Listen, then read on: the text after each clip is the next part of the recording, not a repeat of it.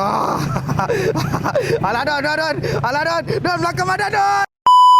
Alhamdulillah Don Syukur kepada Tuhan Don Motor tak melekat dekat belakang badan kau.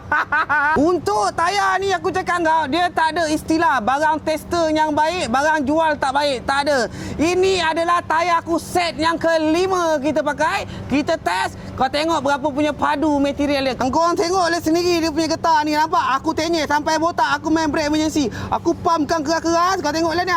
Kau tengok material dia tak sama. Ini tayar material tak sama seperti tayar-tayar lain. Ini barang bahagian tepi soft compound, bahagian tengah medium compound, bahagian tepi belah sini lagi medium compound, soft compound. Engkau galih lah.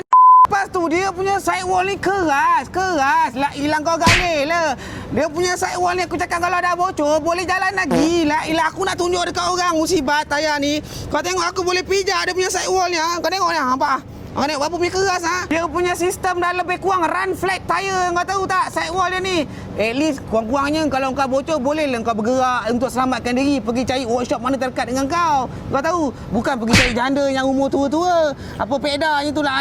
Kita dah sediakan berbagai saiz. Lepas tu korang kalau nak kan kat mana ni? Dekat mana Don? Tayar ni kita boleh dapat. Nampak dah. Kau pergi tengok beg kuning ataupun link yang kita dah sediakan. Nak tengok kau pergi tengok sampai bila kau? Dah le pencinta janda. Astagfirullahalazim. Masalah kalau janda yang muda tak apa Don. Dah umur 50 lebih. Dah kau ni gilakan harta perempuan kau.